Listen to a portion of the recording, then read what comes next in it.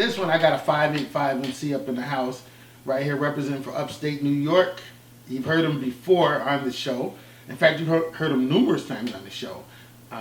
With credits like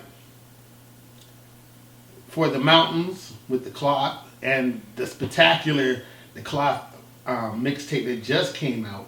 Salute the View just came out this year with DJ M80 putting it together. It actually was a banging, nice street tape right there and then. I present to you guys Oliver North, otherwise known as Illanoise. Yeah, He's up here in the house with me right now. Welcome to the show, Illanoise. What's up? What's going on? What's going on? Appreciate you having me. Yeah, you want to shout anybody out real quick? While we, shout out to the whole Rock Town. Shout out to my Cloth brothers. We here. New York, what's up? Alright, yo. Now, as we speak right now, we're running the track called Top 5. Now, one of the things, this sparked off some discussion, and a lot of people were talking about the track. So, what made you decide to come out with a joint called Top 5? That was dope. Top Who 5. produced that, by the way? Sight produced that joint. DJ Sight? DJ Sight. DJ Sight? Yeah. Shout out to Sight. I always knew one of my proteges would be doing some dope shit like that. I came up with that because, as artists, we always had that debate, but I never heard nobody put their top 5 in song format. Nah, never. So that was just me giving you my top 5 and telling you why they my top 5. And you explained it as well. Right. Can you give us the reasoning behind all that? Okay, give us your top 5 right now. My personal top 5 is Nas, AZ, Styles, Jada, Prodigy. Now, in case some of you boneheads out there did not hear the song yet and didn't understand, how can you give us the reasoning behind your top 5? I feel these the top 5 that influence my sound. Okay. I think I got a piece of all of them in me. All right. Yeah, you definitely do.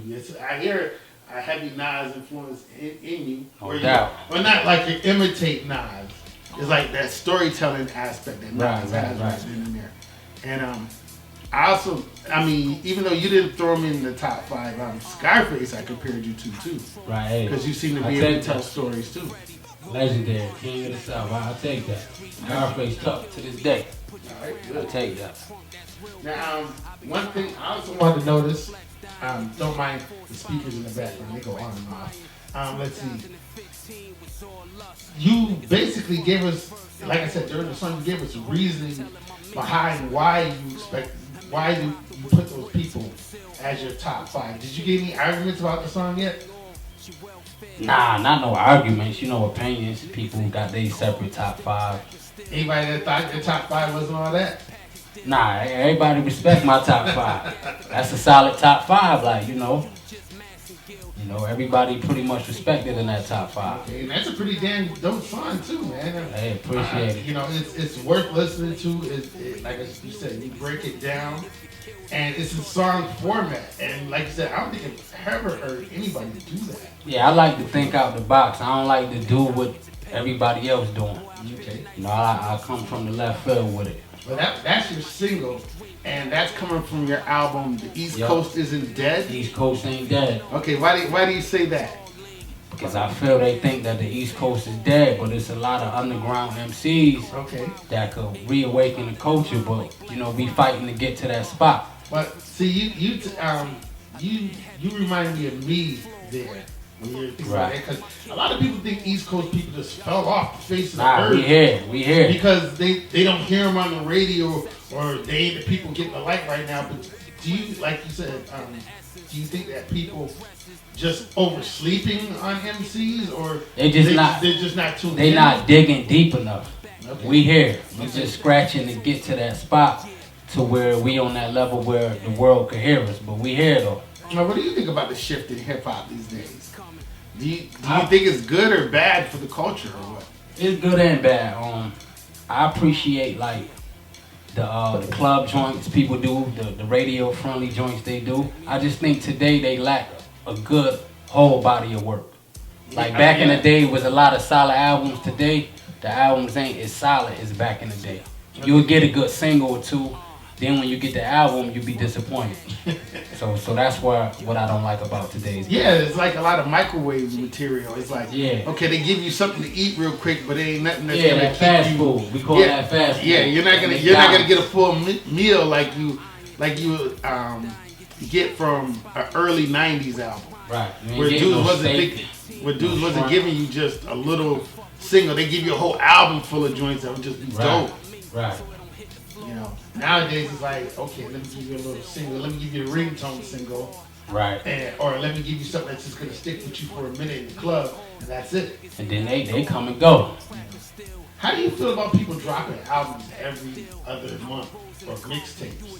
It's too much. It's too much? You don't want to oversaturate it. You don't want them to get tired of hearing you. Mm-hmm. You know what I'm saying? You gotta give them a little time to breathe. Do you listen to Lil Wayne at all? Wayne, not as of lately, but I always been a fan of Wayne. You know, I think he was the one that set that pattern where he just jumped on everybody. Just working, and he tired himself out. And it just seemed like a lot of shit. There was like a period, like 2-3 years, where he was on everybody's joint. He was rhyming and all that. And it just, now it's like, okay, shut up. Right. We don't hear you.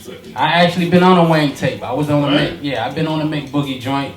A joint I did with Currency when he was messing with Wayne. Oh, you fuck with Currency? Yeah, I did a joint with Currency, shit. man. I got history, man. They don't know my history. I did a lot of joints with industry cats. Well, let's break that shit down. Let's break it down. Okay, I did a joint with Currency.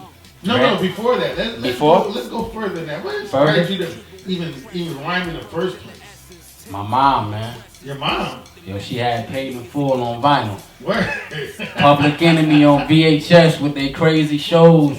Heavy D VHS. My mom a HipHop head, so she introduced me to the music, man. She was that cool. Yeah, she was that cool chick in the 80s with all the HipHop though. Word. Public Enemy and Rakim and you know, official joints, LL and all that. So. You were the first person that ever walked I've interviewed that said that their mom was the Yeah, my mom official. Wow. That's Word, cool. like, you know, music was like a ritual in our house. Like, we always had a radio in the bathroom, so getting dressed was like a party, you know what I'm saying? Oh, that's nice. It's like, gonna take an hour to get dressed, you're gonna play the joints and dance, and, you know, that was part of our life. So that kind of explains why you rhyme so good, because it's the fact that you actually have history. It ain't like you just woke up one day and was like, I want to be an MC and didn't know nothing what came before. Right. You know it. I mean, no diss to anybody, but you know what good hip hop sounds like. Yeah, I'm a student, baby. Okay, I'm all right. Let's go a little bit further. So, your mom influenced you as far as like listening to hip hop, but what made you decide to like, I'm gonna pick up the mic? I just tried it out of the blue one day. Word. Always was a fan of it. I said, let me just try it one day. I wrote something. I let people hear what I wrote. They was messing with it. Ever since then, it was like, all right, this is what I want to do. And I just took it serious and just started writing and writing and writing. Every MC that I usually talk to is like, back in the day, you might have a crew of like 20-something people. And you might have one person out that entire crew that can really rhyme and do their thing. Whereas today, you can have 20 dudes, all of them say they can rhyme, and there might be 19 of them that think they can rhyme, and one hype man. And that's it. Crazy. That's crazy. What do you think is some of today's writers that's coming out now? That's just jumping on the mic and really don't know nothing or really spitting. Man, you got to know your history on this game. You know, that's almost disrespectful to not know the people that paved the way and came before you. I'm a dope artist because I'm a student. So, if you're going to be in this game, you got to be a student. Now, you just going to hop into something for money. You got to be a student and dig and research, and you got to do the knowledge. Right, so when did you really start taking it serious? What year? Like 2001. 2001? So it's taking you, it's 2001 you first picked up and really started being serious about it. Right. It's 2015 now. Right. And like I said, you got a couple good credits underneath your belt. When did you really decide to like, I'm going to record this, put this on CD and sell it, or just let people know that I'm actually doing this? Well, first I was in a group called Untouchables with a couple of MCs from here. Okay. A couple people caught beds. You know, some of us was unfocused. and my man got bagged, so I just happened to do my first solo mixtape to get him some bail money. That was how my first joint just came about. Yeah, so it was spontaneous. Yeah, I was trying to get some bail for my man Smooth, and we was just like, yo, let's do a tape. So like the beats, they just threw on beats. I came with my rhyme book. Some beats I had wrote to, but some we just threw on and made a tape, sold it, got that bail money up. And then you know that was the birth of the solo career. Okay. And ever since then, I never looked back. Okay. Now, do you produce as well? I wish I knew how to produce. Do you produce? I could have sworn I seen your name on a couple production credits. Nah, I don't produce. I wish I knew how to.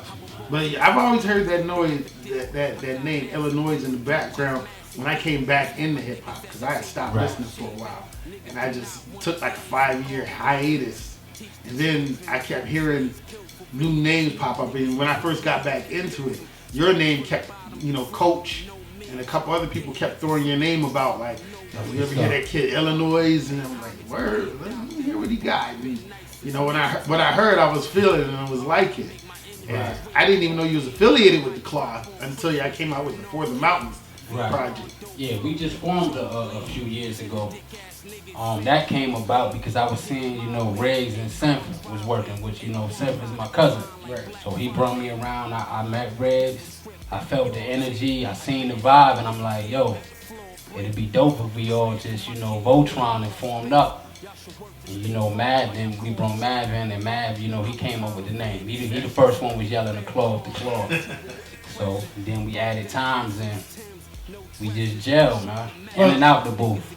When you got all those people in one group, all of y'all can spit, all of y'all got nice story rhymes, all of y'all street, more or less. Right. When you're in a group like that, does it feel like you gotta hold back? Nah, you can't hold back with them. Or do y'all all... Yeah. Yeah.